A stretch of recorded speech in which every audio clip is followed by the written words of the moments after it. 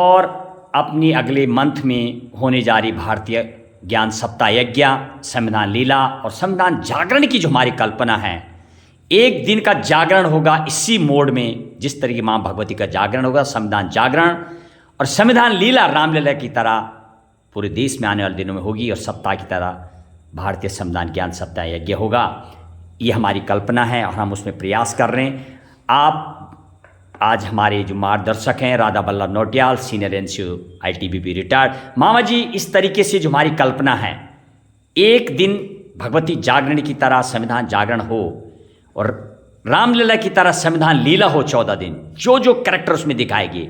जैसे राजा दशरथ का दरबार लगता है, उसके 3 रानियाँ दिखाई जाती हैं, ऐसे हमारा प्लान है कि संविधान लिखने में 284 लोगों के सिग्नेचर रहे हैं, 299 सभा समिति थी, 15 उनमें महिलाओं की साइन थी। तो ऐसे करके हम दिखाने का हमारा प्लान है।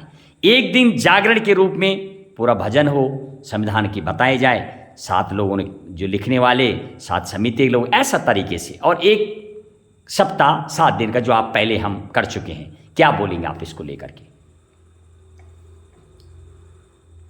श्री रमेश बहुगुणा जी, आप पत्रकारिता से तो जुड़े ही हैं।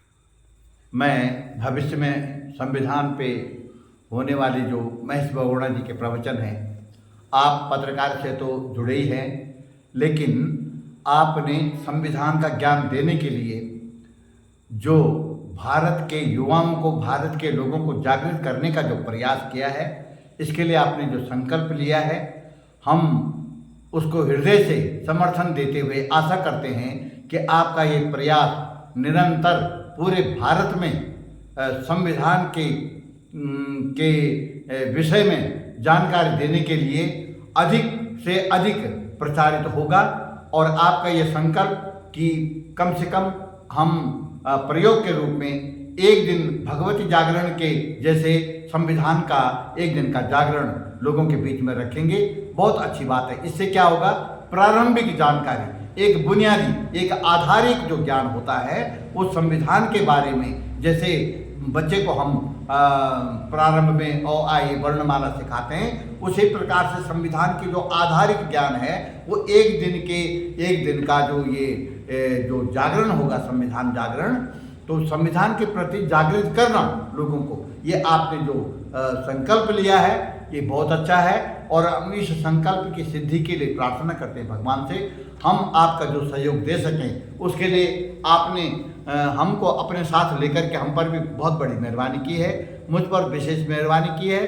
क्यों कि अब ये जो उत्तरार्ध की उम्र है हमारी, ये ऐसे कार्यों में अगर हम संलग्न रह कर के अपना जीवन व्यतीत करते हैं तो हमें ज्ञान की भी प्राप्ति होगी, संविधान के बारे में भी हमें जानकारी होगी, और हम अपने आने वाली पीढ़ी को, अपने परिवार के बच्चों को भी संविधान के बारे में उचित जानकारी दे सकते हैं। आपके मार्गदर्शक में क्या ये चीज़ संभव है, जैसे रामलीला की तरह संविधान लीला हो, जागरण हो और साप्ताहिक हो, ये कल्पना क्या साकार होंगी?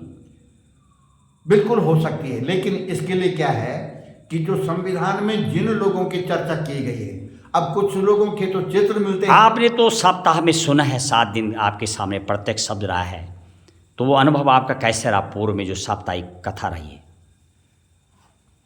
उसमें काफ़ी लोग उपस्थित हुए, विद्यालयों से भी आपने स्वयं विद्यालय के विद्यार्थियों को आमंत्रित किया और उनके स्कूलों के प्रधानाचार्य आदि लोग भी उपस्थित हुए और बहुत अच्छा रहा। आपको भी कुछ उसमें नया दिखाई दिया? क्या चीज़ रही है आपके लिए वहाँ नया?